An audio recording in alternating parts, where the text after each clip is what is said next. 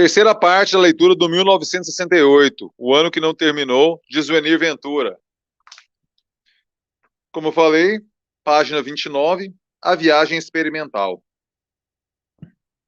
Deixa eu ver aqui até que página é, porque senão a gente vai dividir isso em dois, porque o Datafolha sempre ganha. Não, 29, 39. Não, de boíssima, até a página 42 só. Tranquilaço. Bora ler, bora começar aqui a leitura. Você não pode imaginar o que sofria uma pessoa como eu, que era comunista, homossexual e transava droga. Quem diz isso? Luiz Carlos Lacerda, o Bigode. Não por influência do que ocorreu com sua irmã Maria Lúcia, cujo casamento todos viram como terminou no Réveillon. Vocês se lembram da história, né? Marília, algum tempo depois, resolveu também se separar.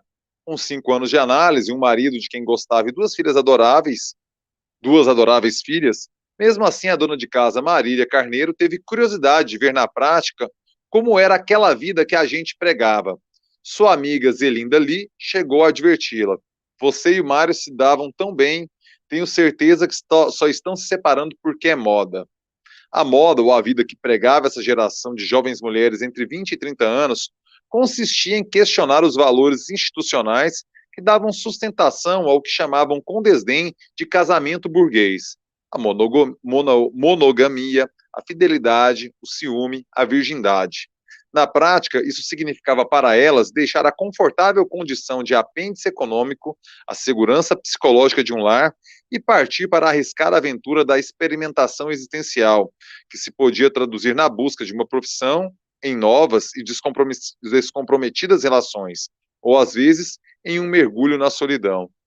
Os primeiros passos aí, né, as sementes de um feminismo começam no início do século XX, nas lutas pelo sufrágio feminino, que na questão comportamental, sexo, casamento, papel da mulher, desemboca, na verdade, essa luta nos anos 60.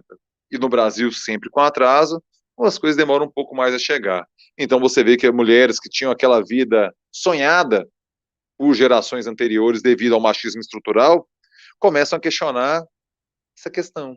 Virgindade antes do casamento, proibido o divórcio, monogamia, são tabus que estavam sendo questionados no momento. Só isso já faria de 68 um ano marcante no destino dessa geração, concordo inteiramente, que se autodenominava orgulhosamente de pra frente. Olha aí, eu já sou do tempo do pra frentex, você é pra frentex. Abre aspas. Foi o ano mais importante de minha vida, lembra-se Marília, cuja família, aparentemente feliz, glamurosa e endinheirada, se desmoronara completamente. A família que se refere era a mãe, que se matou em 68, e o pai, que morreram um ano antes. Descasadas e descapitalizadas, ou seja, pobres, né? Marília e Maria Lúcia estavam prontas para ingressar na crescente vanguarda, cujo modelo notório, mais notório, ficaria sendo um ano depois a atriz Leila Diniz, com uma entrevista manifesto no Pasquim que escandalizou o país. A disposição dessas jovens mulheres era, pelo menos, não repetir o erro de suas mães, que já é uma ambição tremenda. Não repetir os vacilos dos nossos pais, gente, já é uma baita vitória. Tenham isso muito claro em mente. Melhorar a criação dos nossos filhos perante aquilo que nós consideramos que nossos pais falhamos é fundamental, e que nossos filhos melhorem aquilo que nós falhamos também, porque assim a gente melhora de geração pós geração. Elas não queriam ser tão infelizes quanto julgavam ter sido a geração anterior. São os exemplares mais estabelecidos da geração Se os exemplos mais estabelecidos da geração tentavam subverter o casamento pela sua destruição, outros mais novos começavam a experimentar formas alternativas de relacionamento que não reeditassem os compromissos matrimoniais impostos pela convenção. Na noite do Réveillon, enquanto na casa de Elô casais se desfaziam, um se formava no apartamento da zona sul do Rio. Ele tinha 14 anos incompletos, ela 16, e iam viver sua primeira experiência sexual. Os dois eram virgens. César Queiroz Benjamin, o Cezinha, cursava a 4ª série no colégio de aplicação da UFRJ, escola secundária que formou grande parte da liderança estudantil carioca. Dessa primeira noite de amor nasceu uma relação que durou até a revolução que os separasse, em 71. Nesse ano, e já promissor quadro revolucionário com uma folha corrida que incluía vários assaltos a bancos e a participação no sequestro de embaixador, Cezinha seria mandado por sua organização, o MR8, para o interior da Bahia, enquanto Cláudia, a namorada, ia para o Chile. No dia 30 de agosto desse mesmo ano, ele caía nas mãos da polícia. Poucos, como o precoce Cezinha, levariam a experimentação política tão longe. O que havia de comum entre o grupo de Cezinha e o das Marílias, Marias Claras, Marias Lúcias, Glórias, Dilmens e Elôs era a vontade de experimentar, uns na política, outros no comportamento. Veja você que era uma ruptura de fato. Era um momento de se testar limites, de tentar ir além, como ele colocou, na política e no comportamento. Experimentava-se em todas as áreas, quase sempre pelo simples prazer da descoberta. Quando se perguntava a Caetano Veloso o que o levou a resgatar Roberto Carlos, rei do iê-iê-iê, e principalmente interpretar Coração Materno de Vicente Celestino, o monumento ao mau gosto, ele responde: pela curtição da descoberta em mim mesmo de poder gostar daquilo. Ou seja, era uma fase de liberdade realmente, né? A sua liberdade de conhecer uma beleza que passa pelo primeiro feio, que passa primeiro pelo feio. Foi, aliás, uma experiência revolucionária, que ajudou a criar um fenômeno na época, a valorização estética do quiche, o brega, né?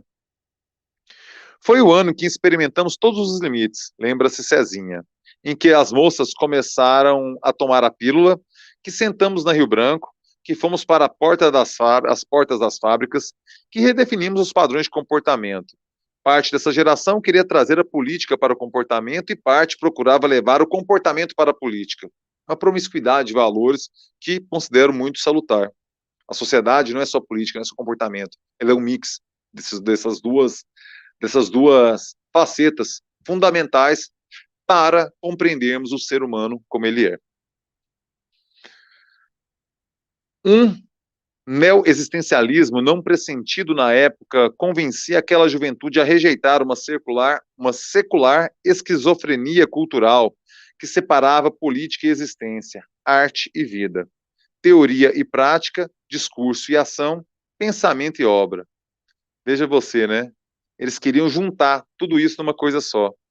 Essa talvez tenha sido a grande ruptura com a geração anterior e uma das mais difíceis realizações de 68, principalmente para as revolucionárias do comportamento. Como essas jovens sabiam mais o que não queriam do que queriam, o seu projeto existencial acabou rejeitando e pretendendo mais do que afirmando.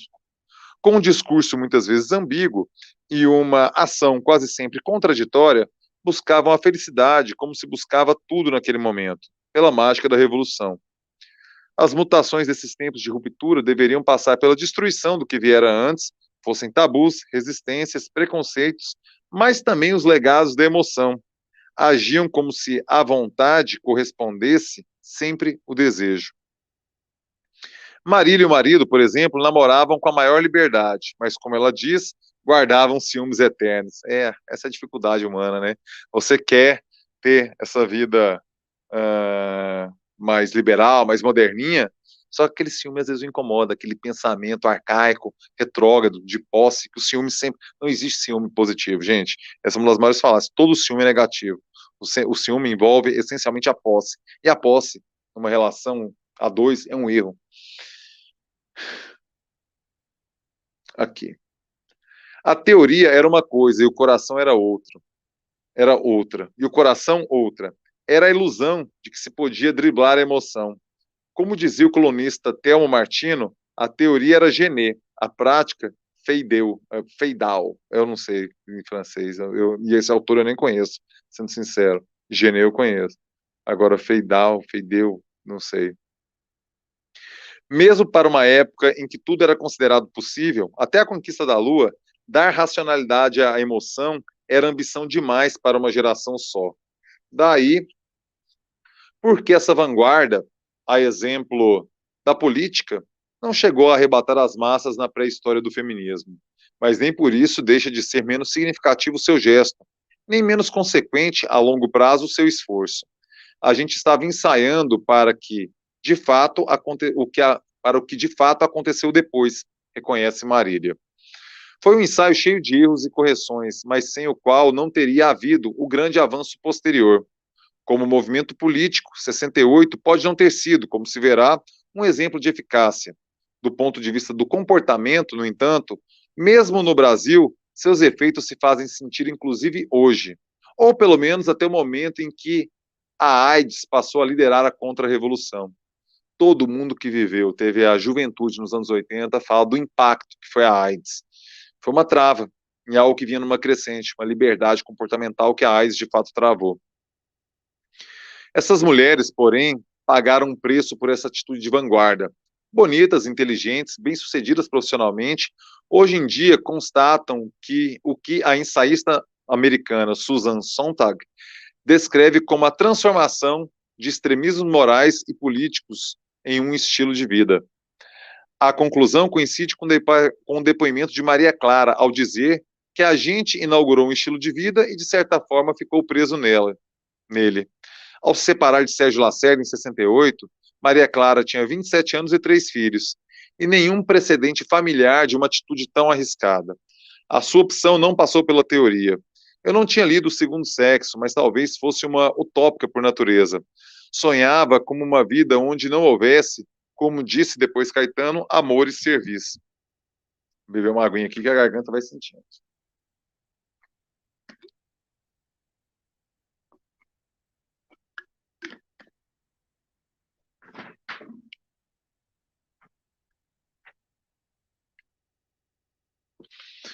O projeto dessas mulheres, como que excluiu inconscientemente a reconstrução de uma relação definitiva ou mesmo duradoura, talvez porque elas houvessem crescido muito ou os homens pouco nestes anos 80, em que o sexo e a droga foram transformações de instrumentos de libertação em formas de dominação.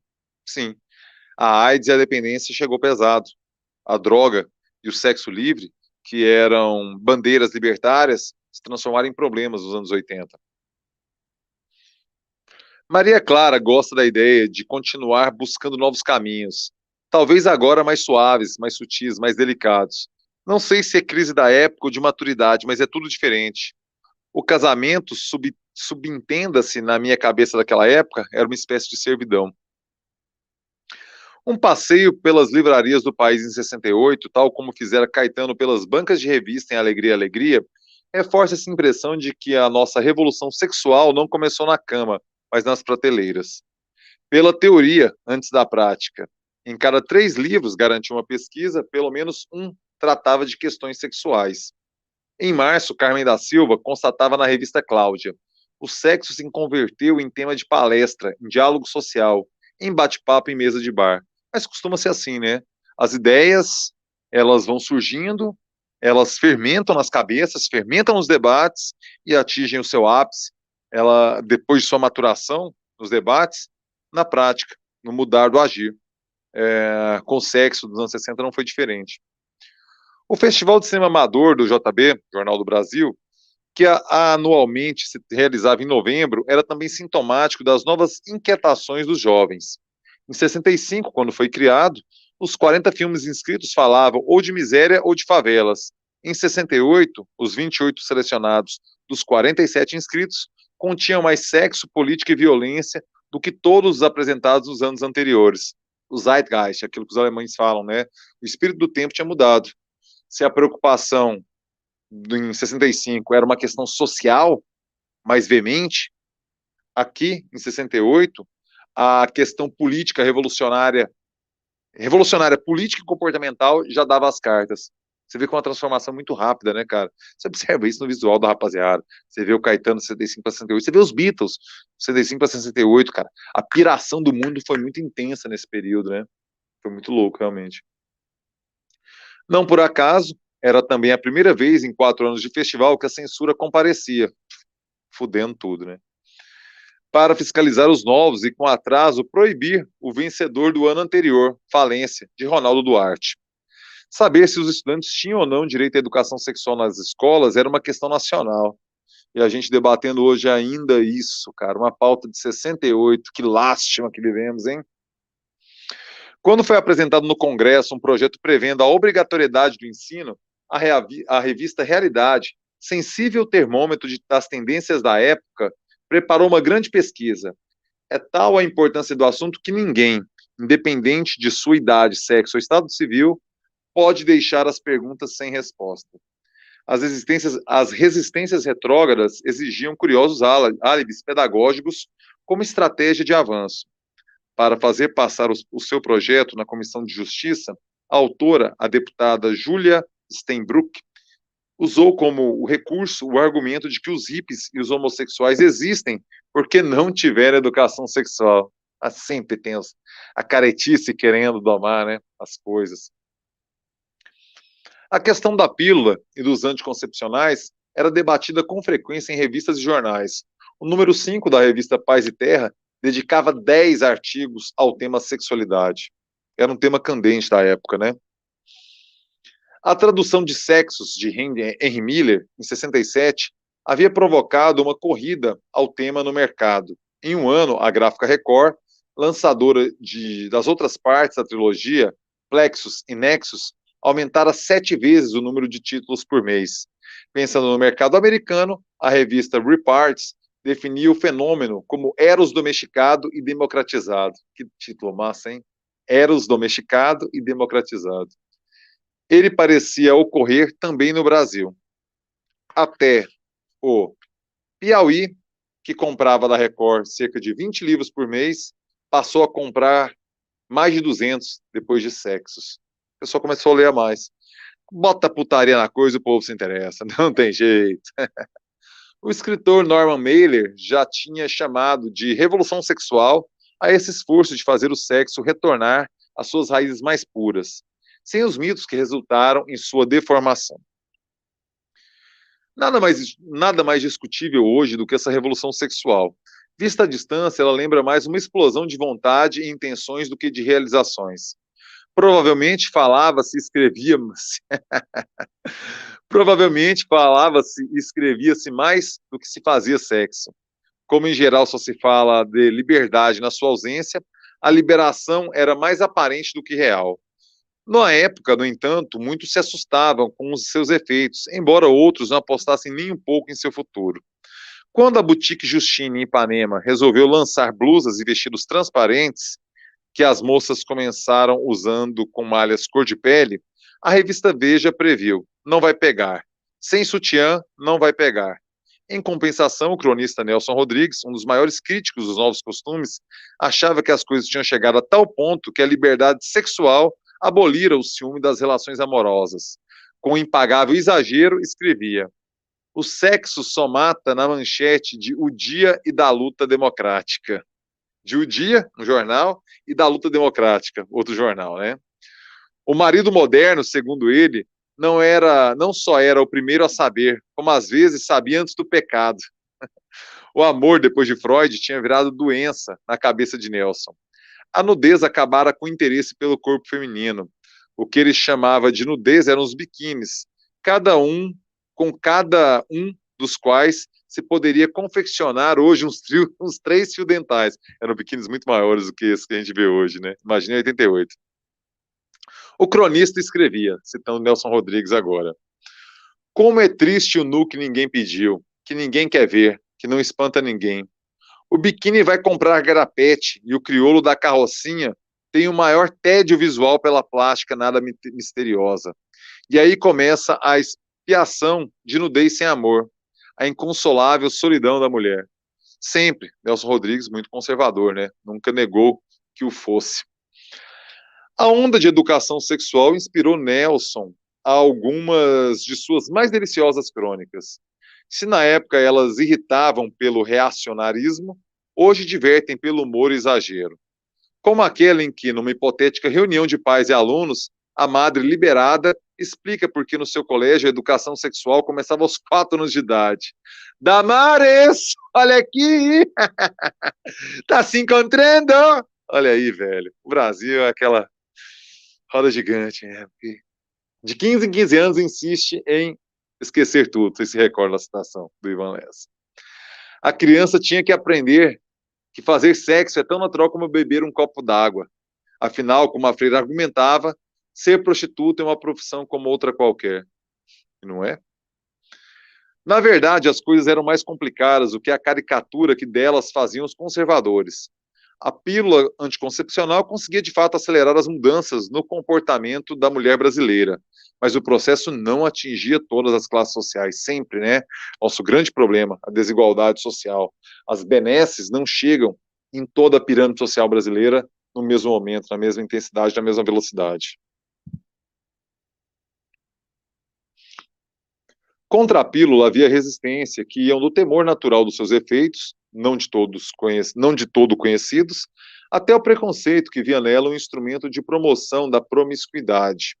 Em outubro, ao desmantelar o Congresso da UNE em Ibiúma, as forças policiais exibiram como troféu de guerra uma razoável quantidade de caixas de pílulas apreendidas, como se a pílula fosse um preservativo de uso imediato, como a camisinha.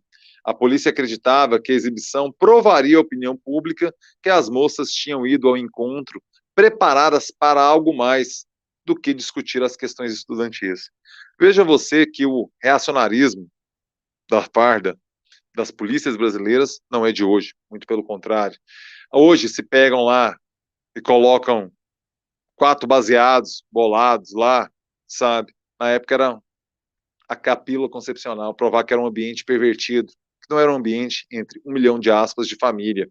E claro, sempre tem a parcela tosca, limitada, estúpida da sociedade brasileira que cai nessa conversinha reaça. Damares! Por oposição de igreja e por desconfiança das usuárias, a revolução da pílula custou a se popularizar. A igreja, sempre ajudando, né? Ajudando a dar errado.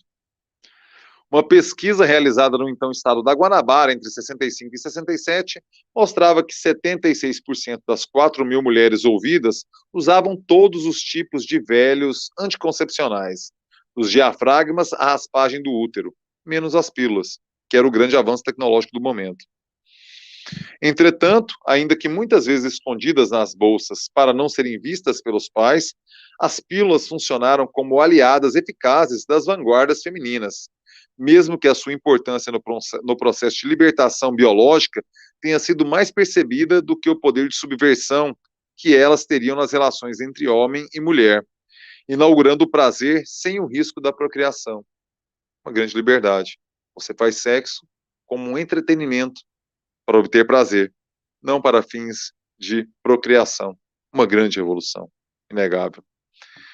Carmen da Silva foi na imprensa uma competente divulgadora da revolução sexual, sem que a adesão ao movimento lhe tirasse o senso crítico. Muito bom.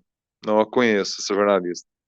Sem concessões ao intelectualismo próprio da época, a colunista de Cláudia se dirigia a um amplo público de classe média, naturalmente prudente e mais conservador, com uma sensatez muito útil no momento de culto do radicalismo. Ela mostrava que as formas de pensar e exercer a sexualidade variavam não só conforme as classes sociais, mas segundo também as gerações. As mulheres de 40 anos, por exemplo, ainda estavam presas aos tabus do passado recente e a uma hipócrita santificação da maternidade, que dava ao homem o álibi que precisava para buscar fora de casa, nos prostíbulos ou na casa das amantes, o livre exercício de sua sexualidade e de suas fantasias.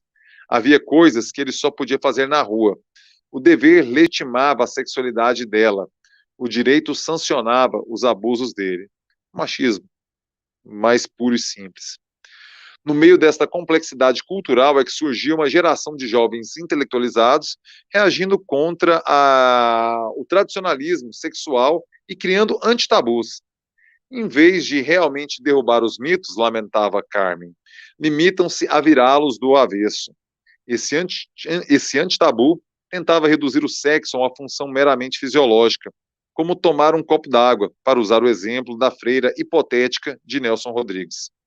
A revolução sexual, na verdade, tinha trazido algumas soluções, mas criado também problemas, muitos problemas. Curiosamente, as transformações de costumes que começavam a se operar então, principalmente no campo sexual, nem sempre foram absorvidas pelas organizações políticas como um fenômeno paralelo, convergente ou aliado. A esquerda, mesmo a radical que sonhava com a revolução geral, olhava para aquele movimento com a impaciência de quem é interrompido em meio a uma atividade séria, pela visão inoportuna de um ato obsceno. Veja você que esse aspecto reacionário em relação ao sexo, ao comportamento, não era exclusivo da direita. A esquerda também estava focada muito nos preceitos soviéticos, stalinistas de revolução. Não se permitia um debate sobre sexualidade com naturalidade, não era uma pauta, entre aspas, progressista. Era uma pauta antirrevolucionária, porque desviava do assunto principal. Compreendem o quão sisudo era o debate da esquerda nesse momento? Perdi. Manifestava um soberano desdém ideológico pelas travessuras comportamentais da geração de Leila Diniz. Outra matriz comportamental, a imperecível Danusa Leão, veja você, que veio a óbito hoje, aos 88 anos. Descansa em paz, Danusa Leão. Também sofria a mesma discriminação ideológica daqueles que falavam em nome do futuro, sem perceber o revolucionário pioneirismo desses modelos que já anunciavam os anos 80. Nesse sentido, infelizmente, não só neste, a percepção da direita foi mais, digamos, dialética. Como puderam comprovar a própria Leila, Caetano, Gil e outros chamados de esquerda alienada.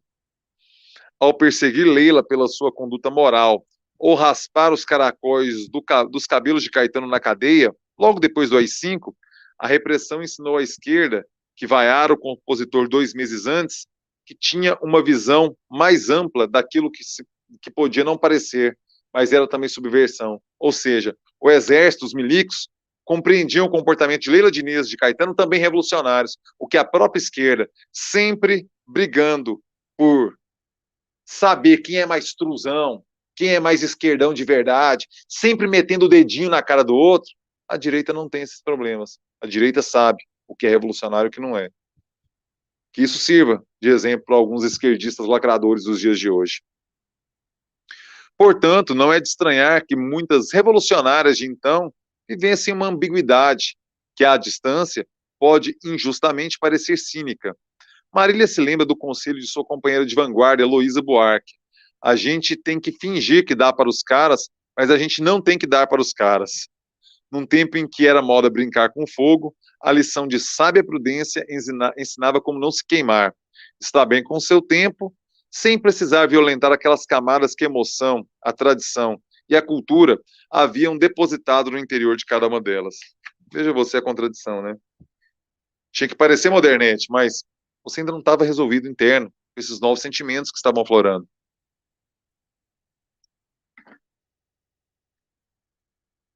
Com esses zeitgeist do momento.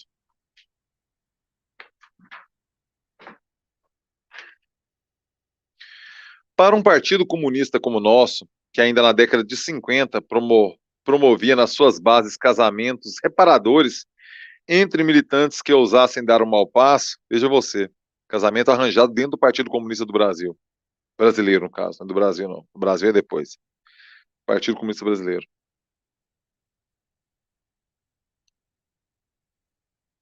Exatamente como faziam alguns pais retrógrados, aderir aos novos costumes era um inaceitável desvio ideológico. As mudanças de comportamento não eram recebidas como sinais de avanço, mas de retrocesso. Eram sintomas de decadência da burguesia. A ideia de proletariado estava associada à ideia de pureza moral. Ah, quando chega nisso, meu amigo, fudeu geral. Leandro Conder, um quadro crítico e moderno do Partido Comunista Brasileiro, do qual saiu, aliás, muito por isso, gosta de lembrar a história de Gregório Bezerra para ilustrar as camadas arcaicas na consciência de velhos revolucionários. Bezerra era uma lenda dentro do PC, Partido Comunista, para o qual entrou como camponês e do qual nunca saiu até sua morte em 1983, aos 83 anos. Tinha de bravura o que lhe faltava de malícia, era um puro. Um dia lhe apresentaram a questão do homossexualismo, veja você que o termo ainda está no pensamento dos anos 80, né? Ele não usou homossexualidade. Deus homossexualismo. Esse termo vem se popularizar, se consolidar, o sufixo ad, já no final dos anos 90 para os anos 00. Então, nos anos 80 se usava homossexualismo, realmente. Um dia lhe apresentaram a questão do homossexualismo, pedindo sua opinião. Alguém, para provocá-lo, fingiu que propunha a sério. Veja você a resposta. Eu acho que devia mandar esses viados todos para um campo de trabalhos forçados, para se recuperarem ou então para a cadeia. Bezerra, claro, não entendeu a brincadeira e ficou indignado. Não, cadeia não. Devia botar no hospital para o tratamento. Veja você que encarava a homossexualidade como uma doença. Veja você que se explica o comportamento da Revolução Cubana e do paredão, que a Revolução Cubana submeteu homossexuais. Não se tinha a concepção de hoje. Essa concepção surge nos anos 60. Os movimentos revolucionários de esquerda não eram o que a gente compreende hoje como uma esquerda de comportamento. A liberdade que se pregava nos anos 50 até 68, que a gente está pegando esse ano como marco, era a liberdade do proletário, do trabalho perante o capital. Não tinha nada a ver com sexo, com comportamento, com droga, com homossexualidade. É disso que estamos falando. O próprio Bezerra, 5 anos antes, vivera um incidente que ilustra o clima moral vigente do partidão. Em 63, a hoje economista Liana Aureliano foi eleita delegada a um congresso do PC e, em seguida, vetada por 2 bases do Recife, porque não era virgem. Quando soube disso, Gregório Bezerra irritou-se solidário. Pode deixar, minha filha, que eu vou lá botar os podres deles também para fora. Pelo menos na sua velha cabeça de camponês, o preconceito não convivia com a hipocrisia. Ou seja, ele já tinha aceitado a questão das mulheres, a questão dos homossexuais, que ainda não, né? Era um momento de transição, né, velho? É isso que a gente tem que ter claro. Mas mesmo as organizações mais revolucionárias, aquelas que queriam mudar radicalmente a sociedade, surpreendiam pela rigidez calvinista do seu código moral.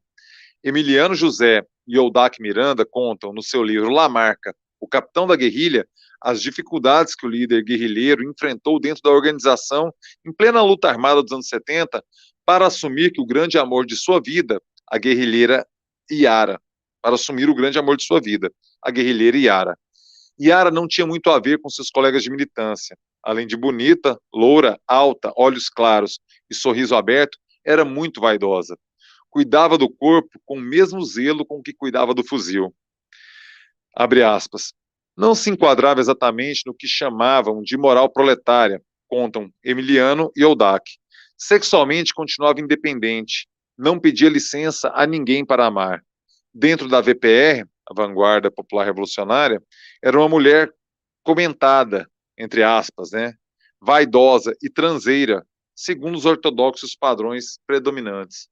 Veja você, preconceito contra a mulher que vive a sua sexualidade com tranquilidade, dentro do movimento revolucionário de vanguarda do VPR, né? A Vanguarda Popular Revolucionária de Carlos Lamarck. Voltando, Lamarck enviara a mulher, Maria Pavan, e os 2 filhos a Cuba, para preservá-los da repressão. Ah, Lamarck era casado, eu não sabia desse detalhe. Para preservá-los da repressão. Em 5 anos, a revolução triunfaria, ele acreditava, e tudo voltaria ao normal. O aparecimento de Ara inundou a sua vida de paixão e de culpa. Ele se martirizava com isso, relatavam os autores da sua melhor biografia. Lamarck se perguntava: não seria sacanagem mandar a mulher para longe e depois arranjar outra? A retrógrada moral da organização chegava a ponto de se preocupar com o que a repressão vai dizer. Certamente iriam acusá-lo, além de traidor do exército, ser também traidor da esposa. A intolerância da esquerda, de todas as esquerdas, era ainda maior quando essas liberalidades de costumes ameaçavam tabus como a prática do homossexualismo. Repito, é um livro dos anos 80, o termo aqui está equivocado, não é o aceito hoje, seria homossexualidade. Ou a experimentação de drogas. Fernando Gabeira, que viria a ser um especialista no tema, acredita que a própria concepção de revolução e um certo conteúdo religioso da prática política foram responsáveis pelas resistências aos avanços nesse campo. Pensava-se que com a mudança da sociedade, todos os problemas seriam resolvidos. Enquanto isso permanecia, o conflito entre o pessoal e o coletivo, segundo ele, calma aí, pensávamos que com a mudança da sociedade todos os problemas seriam resolvidos. Enquanto isso, permanecia o conflito entre o pessoal e o coletivo. Segundo ele, não era fácil admitir nos grupos armados que os problemas pessoais pudessem ser problemas políticos. Além, alguns pioneirismos de 68 tiveram que enfrentar as mais severas discriminações por parte das nossas elites pré-revolucionárias, sobretudo quando aliavam a militância política à prática do homossexualismo. Se as duas ainda associavam o uso de drogas, viravam então seres politicamente desprezíveis. Meu amigo, a revolução é complexa. As mudanças são difíceis, elas são graduais.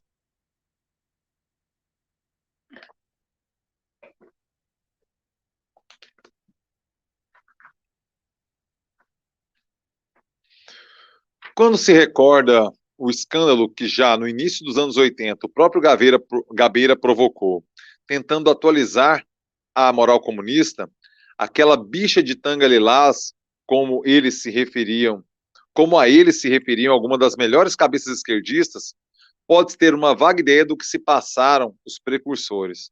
Se em 80 Gabeira era chamada aquela bicha de tanga lilás, imagine no auge do pau quebrando. Você não pode imaginar o que sofreu uma pessoa como eu, que era comunista, homossexual e transava drogas. Lembra-se, Luiz Carlos Lacerda. Com 22 anos, em 68, Bigode era de fato um intrépido vanguardista. Filho de pai comunista e militante do PC desde a adolescência, ele tivera aos 16 anos um caso de amor com o escritor Lúcio Cardoso, com quem fez seu documentário de estreia, O Enfeitiçado, em 68, aliás, em que morreu o romancista. Lúcio, excelente escritor, era um maldito para as esquerdas. Além de homossexual, era católico. Além de católico, escrevia romances de introspecção psicológica quando se exigiam romances sociais. Se não bastasse, era anticomunista. Esses comunistas não estão com nada, costumava dizer. Um ano após essa experiência homossexual, Bigode provou seu primeiro cigarro de maconha, um hábito então só reservado aos marginais de baixa extração social. Ele achava que podia ser ao mesmo tempo comunista, homossexual e consumidor de droga, por que não? Eu não me conformava em transar essas coisas de maneira clandestina. Eu não tinha noção de pecado. Ou seja, ele assumia para todos, ele não ficava na dele, né? Ele saiu do armário em relação à maconha, em relação à sua homossexualidade. O problema é que o PC tinha, e ele, eu não tinha essa noção de pecado. O problema é que o PC tinha, e ele acabou tendo que abandonar a base na qual militava. Uma de suas decepções foi reveladora da hipocrisia e do moralismo que o cercavam. Um dia ele chegou em casa com um livro de poemas prefaciado por Valmir Ayala. Estava lá um dirigente do PC, amigo de seu pai, que se interessou e foi dar uma olhada. Pegou o livro, folheou e logo viu a assinatura do prefácio, disparou um inflamado discurso. Que todo cuidado fosse pouco com esses elementos dissolutos típicos do capitalismo decadente. Isso mesmo, o homossexualismo era uma doença da burguesia. Evidentemente, ele queria chamar a atenção do pai para as más companhias do jovem filho.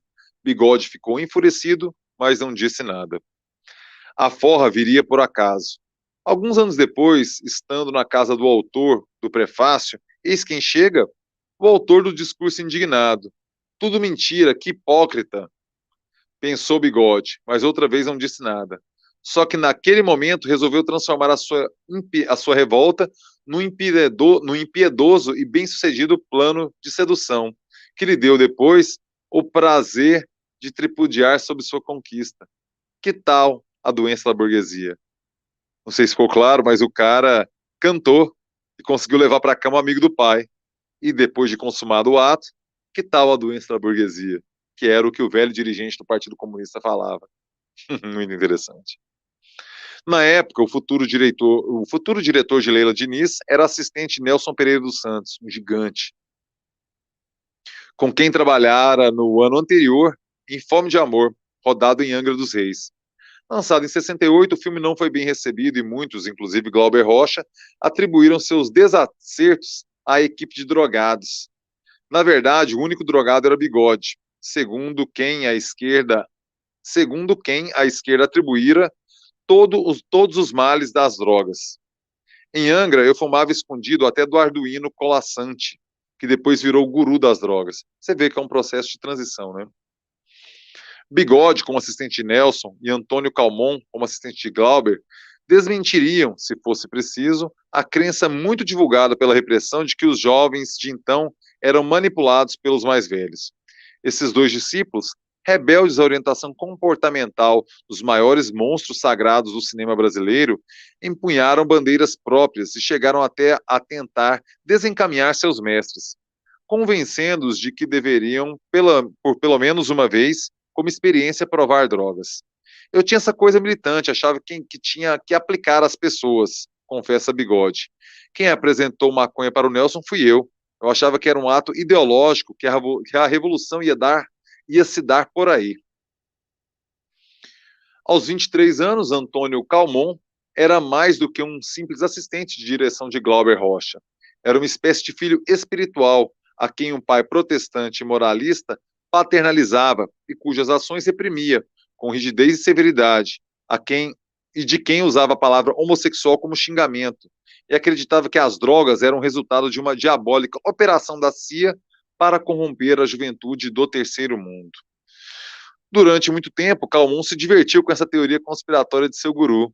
Em 64, ainda garoto, quando fez sua primeira experiência com droga, ele sofreu o que chama de um ritual de aplicação de maconha, inclusive com livrinhos para colorir. Os seus iniciadores eram uns americanos estranhos que desembarcaram aqui no início dos anos 60. Muito tempo depois, alguém encontrou o grupo na Califórnia, numa seita de magia negra de extrema direita.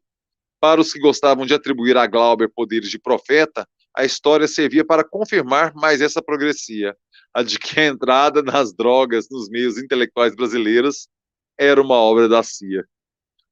Com a militância política que vinha de seus tempos de colégio de aplicação, Calmon participava das assembleias e passeatas, mas em 68 estava meio desiludido. Eu tinha perdido a fé na política. Por isso, quando Glauber o chamou para ir para a Bahia trabalhar no Dragão da Maldade contra o Santo Guerreiro, ele aceitou logo. Fizemos uma viagem linda, eu e Rogério Duarte fumando e o Glauber lendo Os Sertões, claro, de Euclides da Cunha. Ao chegarem a Salvador, encontraram a notícia de que Vladimir Pereira estava preso. Glauber ficou enfurecido e foi à casa de Jorge Amado, conta Calmon, que foi com ele. Entre outras, Glauber tinha essa qualidade. Achava sempre que devia fazer alguma coisa por alguém. A sua onipotência o levava a agir. Fosse para arranjar um emprego para um amigo em dificuldade, fosse para tentar soltar alguém, ou para protestar na rua contra a ditadura. Jorge Amado, velho militante comunista, nada podia fazer. Eu já passei por tudo isso. Disse, agora é a vez de vocês. Glauber então partiu com seus companheiros para Milagres, claro. Jorge Amado enfrentou a barra pesadíssima, que foi a ditadura do Estado Novo, a ditadura de Getúlio. Agora, já estava mais velho, né, cara? Pô, vou pegar mais leve agora a bronca é de vocês aí. Eu compreendo.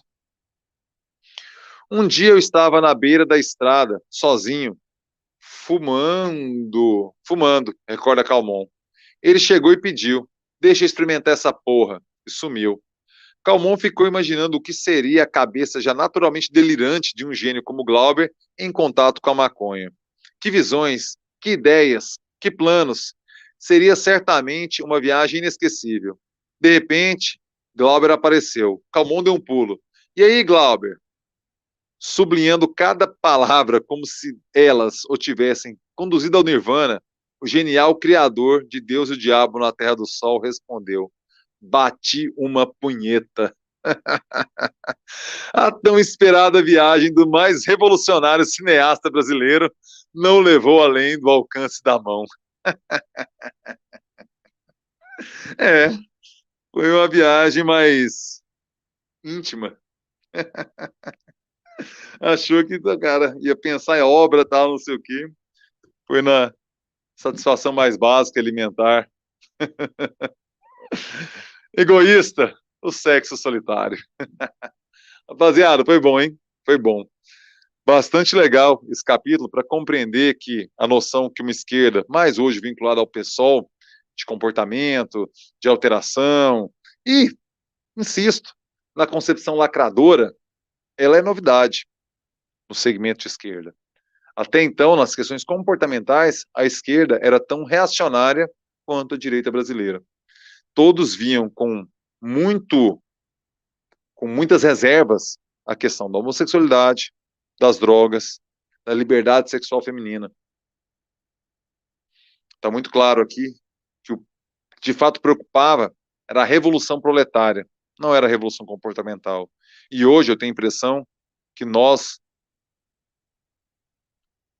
que temos um posicionamento mais à esquerda, já temos uma maturidade, uma experiência de vida mais ampla, mais diversa, que nos faz pensar na revolução não só por meio da classe operária, não só por meio do proletariado, mas também das questões comportamentais, que sim, para mim, na minha perspectiva, são revolucionárias.